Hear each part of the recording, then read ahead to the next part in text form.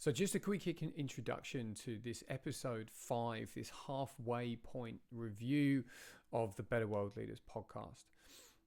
If anything that I've said this week has been of any interest at all and inspired you to be and become a leader who strives to make the world better, just spend a couple of minutes, please. Watch some of the extracts from the conversations that I've had with 4 really impressive and insightful leaders who are making the world better through their leadership, and see if that piques your curiosity any further. Here we go. So I think that one of the things that leaders need to do is to have something bigger than themselves, right? That's absolutely, you've got to have that, right? It's some underlying purpose that is bigger than yourself. And so the purpose doesn't become, to be the best XYZ company or something like that. I was in a conversation with Simon Sinek, and Simon put it this way. He said, "True purpose is human," and that's such a perfect encapsulation of it. So yeah, and then once you've got that, is then it just becomes this. It becomes like this magnet that drives you. And so the way I talk about it is just by putting in front of it, I get up every morning too. And once everybody can be very clear about it, I get up every morning too, and then express that in the bigger picture. And by the way, hopefully that when we get through this, we'll realize that having something bigger than ourselves is really the key. And being able to really articulate in super ways, how we, the kind of thing that drives us from a human point of view. And when we do that, no doubt at all, the world is going to be an infinitely better place. One of the first things I would recommend leaders, and especially new leaders, do is to start to learn more about growth versus fixed mindset. It can just completely open up your willingness and potential to learn, which is probably the second thing, to always try and be learning, and can certainly change your outlook and the way you start to see opportunity. The other one I think is make sure you provide yourself with a balanced environment. I was certainly guilty of burning the candle at both ends, with lots of travel and really just sort of working all hours nonstop.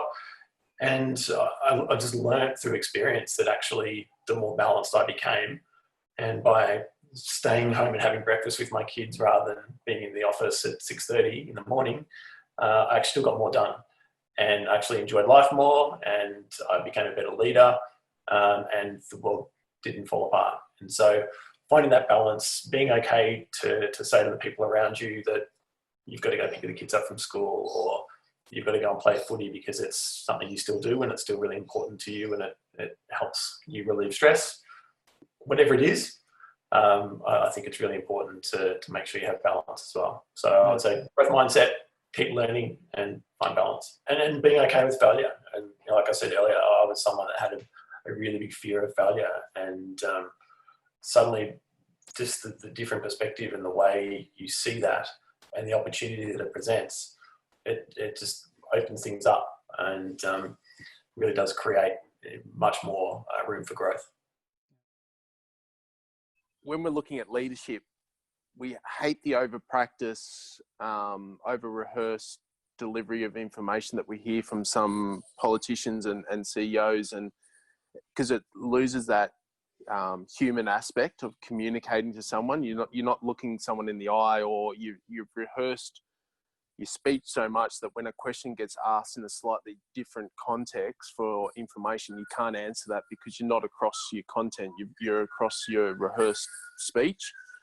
So what I'd really encourage people to do is start looking at how you ensure your human aspect of your communication, and it's looking at your vulnerability. And there's a lot of great examples of this sort of stuff, and I see it in our communities all the time, that we have not just our elders but even younger people standing up and and looking down the barrel of a camera, or looking at an audience and delivering a personal story or a really powerful image of why they're giving the information they're about to disseminate to you.